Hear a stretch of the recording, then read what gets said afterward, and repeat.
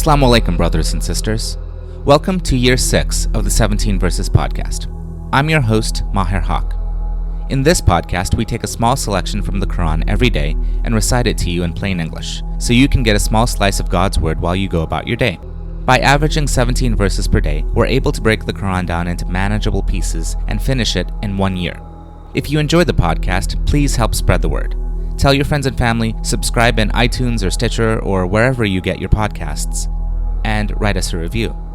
Show notes and a text episode can be found at 17verses.com. That's the numbers 17verses.com.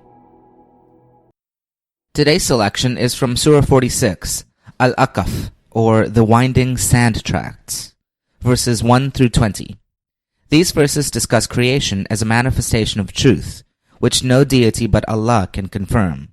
The Quran is the word of God, not the Prophet Muhammad, peace be upon him, and conforms with the revelations given to Prophet Moses. Lastly, we are enjoined to treat our parents with kindness, lest we be rebuked by Allah. Bismillahir-Rahmanir-Rahim. In the name of Allah, most gracious, most merciful. Ha-Mim. This book is revealed by Allah, the Almighty, the All-Wise. We have not created the heavens and the earth and all that lies between them, but to manifest the truth, and to last for an appointed term. Yet the disbelievers give no heed to our warning. Ask them, have you pondered on those whom you invoke besides Allah? Show me anything that they have created in the earth, or do they have any share in the creation of the heavens? Bring me any book revealed before this or some remnant of divine knowledge in support of your beliefs if you are telling the truth. And who could be more astray than the one who invokes those deities besides Allah, who cannot answer him till the day of resurrection, who are not even aware that they are being invoked? And when mankind shall be assembled on the day of judgment, they will become enemies of those who invoke them and deny their worship altogether. When our revelations are recited to them clear as they are, and the truth comes before them, the disbelievers say, "This is plain magic." Do they say that the Prophet has fabricated himself? O Prophet, peace be upon him, tell them, if I fabricated it myself, then there is nothing that you can do to protect me from the wrath of Allah. He knows fully well what you say about it. Enough is He as a witness between me and you. He is the oft-forgiving, the most merciful. O Prophet, tell them, I am not the first among the messengers, nor do I know what will be done with me or with you. I follow only what is revealed to me, and I am no more than a plain warner. Further say, think, if this Quran is from Allah and you reject it, when a witness from the children of Israel has also testified to its similarity with earlier scriptures and has believed, while you are showing arrogance, how unjust are you? Surely Allah does not guide the unjust people. The unbelievers say about the believers, had there been any good to believe in the message of the Quran, they would not have believed in it before us, because the unbelievers were strong and wealthy, whereas the believers were weak and poor.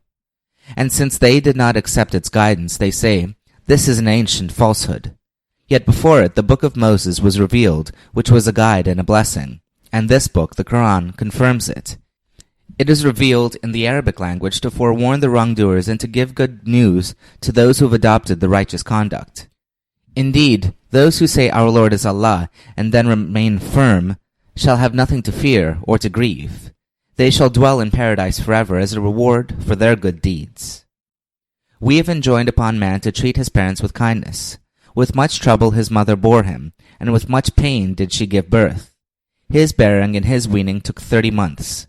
When he reaches the age of full strength and becomes 40 years old, he says, My Lord, grant me the grace that I may thank you for the favors which you have bestowed upon me and on my parents, and that I may do good deeds that will please you, and grant me good children.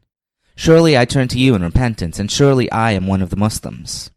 Such are the people for whom we shall accept the best of their deeds and overlook their misdeeds. They shall be among the residents of paradise. True is the promise that has been made to them in this life. But he who rebukes his parents and says, Uff, as if to say, do not bother me. Do you threaten me with a resurrection, whereas many a generations has passed before me, and none has come back from among them? And they both, father and mother, cry for Allah's help and say, Woe to you! Be a good believer, surely the promise of Allah is true. But he replies, "This is nothing but tales of the ancients." Such are the people against whom the verdict of torment has proved true, and they will be among the prior nations of the jinns and humans that have passed away before them. Indeed, they will be the losers. For all, there will be ranks according to their deeds, so that he may reward them fully for what they have done, and they shall not be wronged. On that day, when the disbelievers will be brought before the fire, they will be told, "You received your goodly things in this earthly life, and you enjoyed them for a while. Today you shall be recompensed with a punishment of humiliation, because you behaved with arrogance, for which you had no right during your life on earth, and because of the transgressions you committed." Amin.